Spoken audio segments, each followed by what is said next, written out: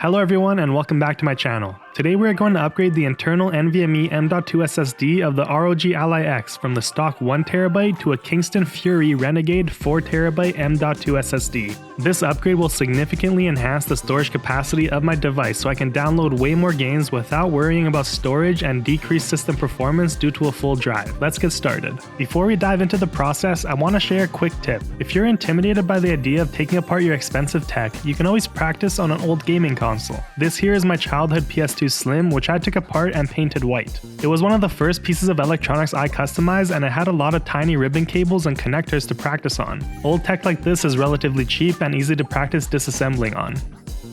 Alright guys, before I start pulling apart the Ally X, let's take a look at the equipment that I'll be using to get the job done.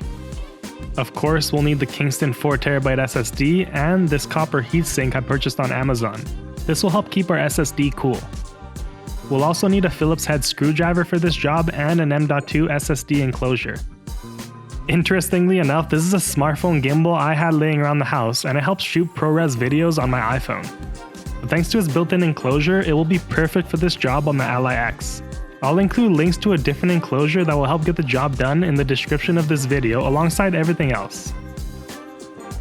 Finally, we have our ROG Ally X. But first, I want to show you this sleek hardshell case from JSOX that I use for traveling and keeping my Ally X safe.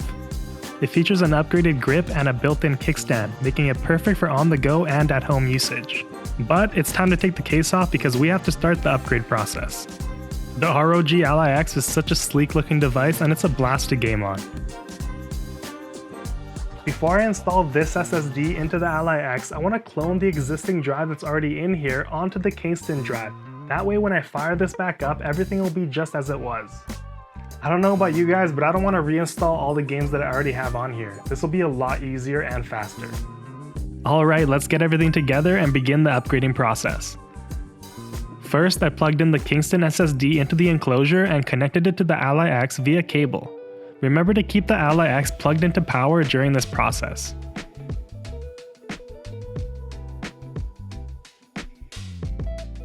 Once everything is plugged in and the new drive is showing up in Windows, I had to download a software called Macrium Reflect. Once downloaded, open up Macrium Reflect, which will effortlessly clone our Ally X SSD onto the new Kingston drive. Macrium Reflect is offering a free 30-day trial of their software, which was perfect for this upgrade. Once the enclosure is connected, the drive will show up in Macrium Reflect below the existing Ally X partitions. Next, click on Copy Partitions and select Extend to fill target disk. This will copy everything as it was on the original drive while allocating all the newfound space to our C drive. After clicking on Copy Partitions, initiate the cloning process by following the prompts. There is no need to change anything, so just select Next and OK to everything. The cloning process will start, and this took about 37 minutes to complete for me. This was a pretty straightforward process thanks to the cloning software.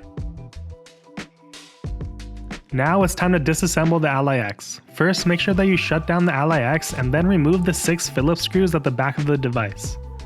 Then carefully pry open the rear cover.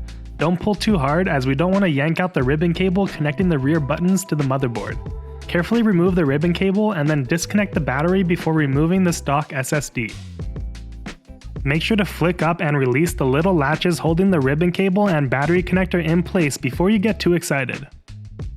Now just lift and gently pull out the existing M.2 SSD out of the Ally X. Now we're ready to install the 4TB Kingston drive.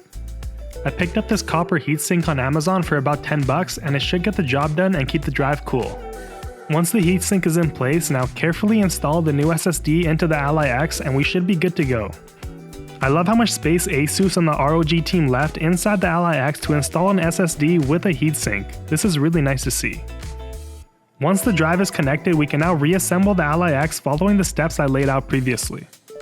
Now all that's left to do is to turn it on and see if it works. If it doesn't turn on, plug in the charger and try again, as there is a failsafe when the battery is disconnected. So for me, everything went smoothly, and as you can see, the ROG Ally X is up and running with the new 4TB of storage. Now I'll have lots of room for all my games and emulators to enjoy uninterrupted gameplay on the ROG Ally X. I hope you found this video helpful, and if you enjoyed it, don't forget to like, comment, and subscribe as it really helps out my channel. See you in the next video, and thank you for watching.